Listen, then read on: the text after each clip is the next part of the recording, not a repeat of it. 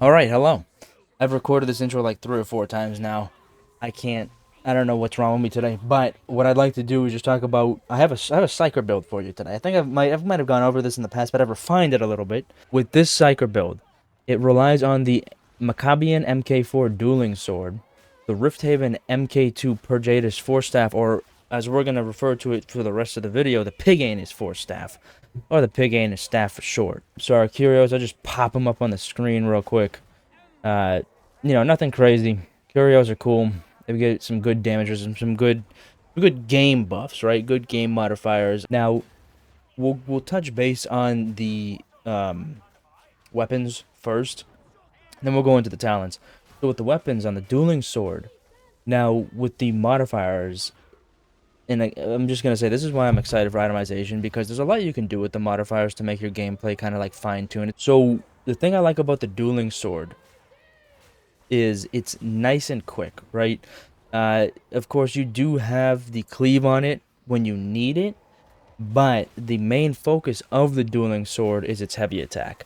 Its heavy attack is fantastic, and when you partner that with high finesse, high penetration, and some mobility, you really become a killing machine. So if you're unfamiliar with like how finesse and penetration really works, so the damage is always good to have, right? But it's just flat out damage. And Scubby, you're such a fucking virgin nerd. Yeah, I know. Whatever. So finesse, though, it applies to your light attack, critical, and weak spot power, as well as your heavy attack, and it, your attack speed as well. So you'll be able to recover quickly from those heavy attacks. And then I don't know if you know what the special attack does on the dueling sword, but it's a quick little jab. Gives you a good opportunity to kind of push people back if you're in a pinch. This build has a lot of CC, we'll get into it, but if you're in a pinch, the quick attack kind of leaves you enough time to really charge up that heavy attack and just drive it in. That's what she said! And of course the penetration helps you bypass flak and carapace armored enemies, which in my opinion is great, because that's what this sword is basically being used for in this build.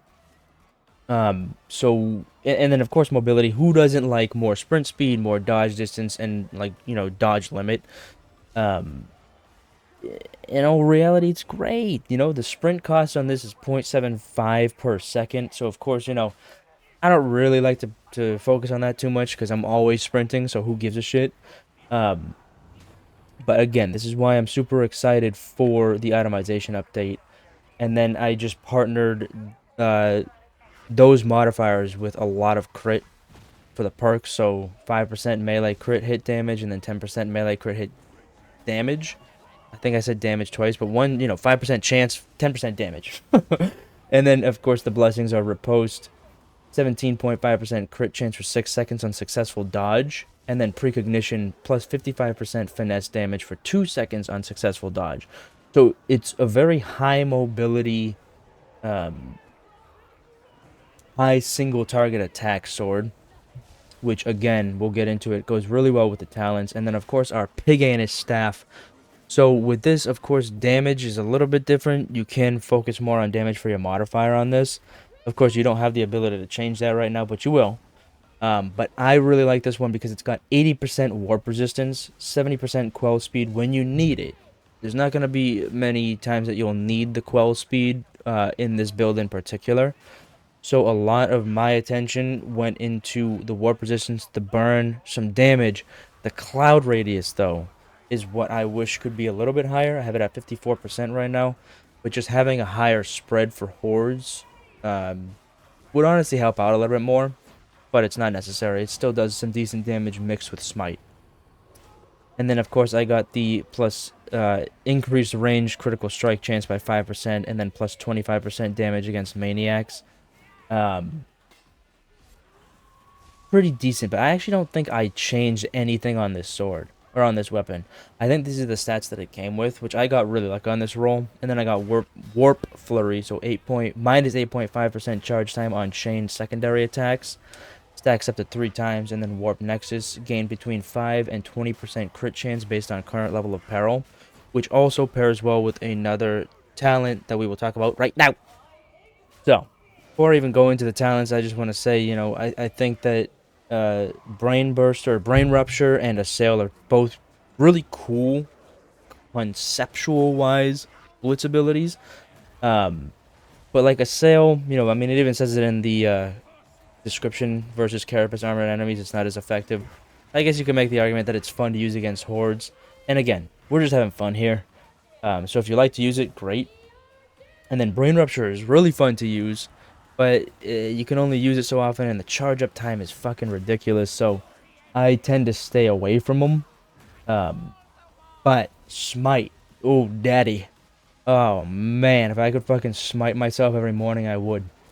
Um, the beginning of the talent tree, I pretty much have gone that entire top section. It's got a lot of toughness replenishment on warp attack kills, on quelling and gaining peril.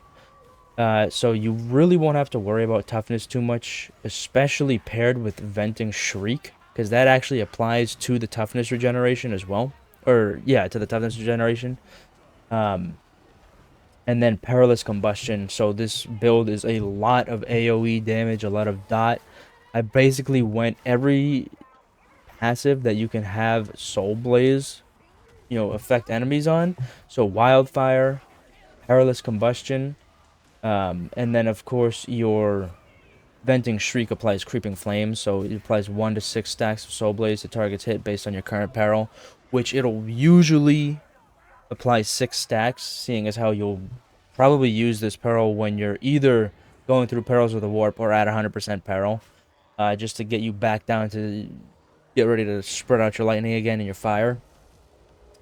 Now, a couple of interchangeable passives on this are Battle Meditation, so 10% chance to quell 10% peril on kill. That's nice to have, and like it goes along with the Blessing on the other weapon.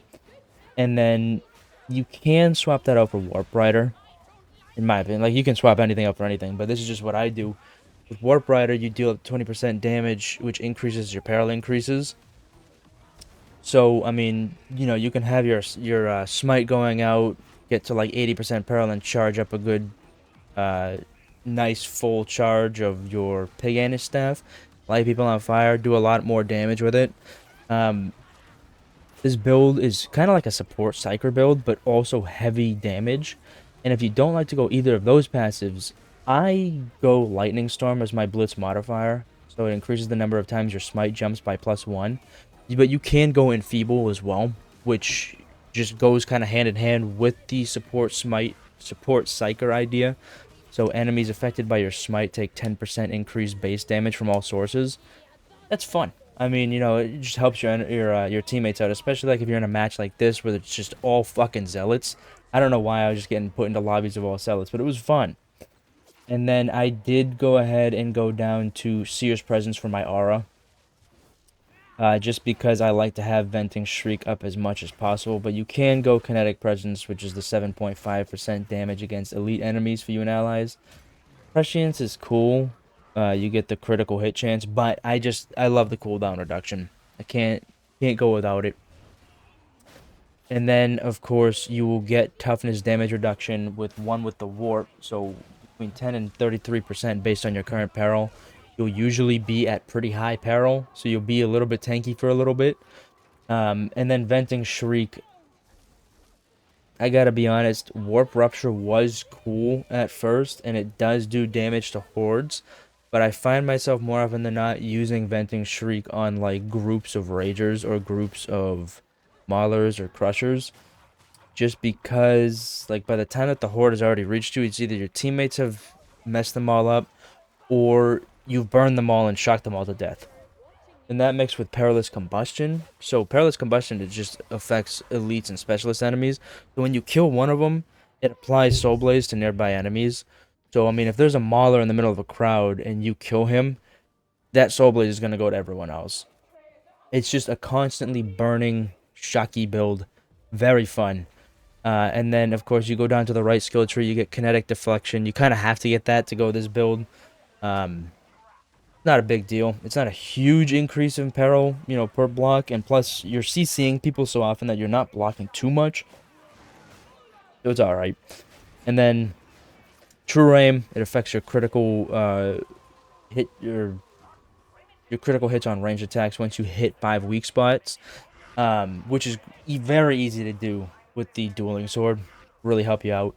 And then disrupt destiny. I watched someone talk about disrupt destiny. I was a big warp siphon fan for a while, but warp siphon kind of been letting me down a little bit. I haven't. It's just too hard to keep up, and then you kind of feel pressured to like constantly get those kills to be able to get the warp charges, and fuck off.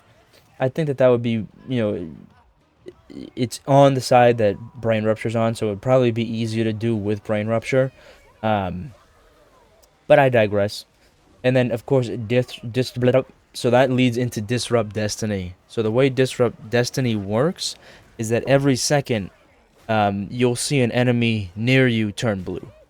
So killing that enemy replenishes 10% toughness. You get 20% movement speed for 2.5 seconds, and then it adds a precision bonus for 4 seconds. So the precision bonuses grants 1% damage, 2% crit damage, and 2.5% weak spot damage. And that can stack up to 15 times. And the nice thing about that is that when one stat gets removed, the duration refreshes. So it's not just like, you lose all 15 and that's it. Now you go back down to 14, duration refreshes 4 seconds on that one. You can go perfectionism and get up to 25 stacks on it, but I just feel, again, too rushed. I kind of am fucking autistic like that, so I feel too rushed. So I went lingering influence, so it increases the time of Disrupt Destiny stacks from 4 to 10 seconds. Gives you a little bit more time, helps quell your real life peril. And then I did get the rest of them, so Purloin Providence, killing enemies marked by Disrupt Destiny with a 20% chance to instantly quell 15% peril. And then Cruel Fortune, so weak spot kills grant 2 additional stacks of Disrupt Destiny. Again, goes along with your dueling sword. This build is just super fun. As you can see, it's got high survivability, and you have the opportunity to help teammates out. I know it's nothing new, right? A lot of people like Smite, but I still see a lot of people going like Sail mixed with Scryer's Gaze. Scryer's Gaze is fun, but it's so easy to kill yourself with. And then, of course, the good old reliable Telekine Shield. Telekine, I don't know. I'm not a fucking psyker. But that's all reliable, right? It's always good to have a shield. It's just a bubble on the floor that replenishes toughness. But I've been finding this one problem with Darktide in particular. And I guess I can't say Darktide in particular. It's really any game like WoW, anything like that where you can kind of customize your build. There's always one that I find to be really fun to play, really useful, and then I go to try something else, and I'm like, I missed the old one. Right, I was trying to do penances, and I tried to, like, make it a little bit more enjoyable. So there was one where I had to do some brain rupture thing, and then also use Scryer's Gaze. So I tried to kind of, like, blend the two, and I'm like, this is just not fun. It's... And like I said, everyone's here having fun, right? I don't really care what you do. I think that that's the main point of a video game. But I've been having a real problem getting locked into a specific build. I guess with Zealot, it's a little bit different. Zealot, for me, it's kind of variable. I can kind of go anything and still have a good time. But especially with Psyker and Veteran, I've been having a tough time breaking out of what I find to be a good time. But anyways, I do hope that you guys enjoyed this. I will definitely be back, well, soon, but also keeping you updated on the itemization that comes out. I'm super excited for that. I think it's going to be a real game changer. And then I was actually also going to make a video talking about power weapons, because it seems to be a little frustrating for people, the underwhelming nature of power weapons in Darktide. I think that there's a big reason for that, unfortunately, and I don't think that we're going to see a change on that anytime soon unless they add like a fucking Space Marine or the ability to have like power armor in the game. So I'd like to make a video on that as well. And then I also, if you've stayed this long, thank you very much for listening to me babble. But I also wanted to ask if anyone was interested in like me streaming a bit, or even playing old games like GameCube games. Let me know. I kind of want to switch up some content because I think Darktide's starting to run out of content for right now. So I kind of wanted to think of other things to do. Um, but anyways, I hope you guys enjoyed the video, and I will see you in the next one.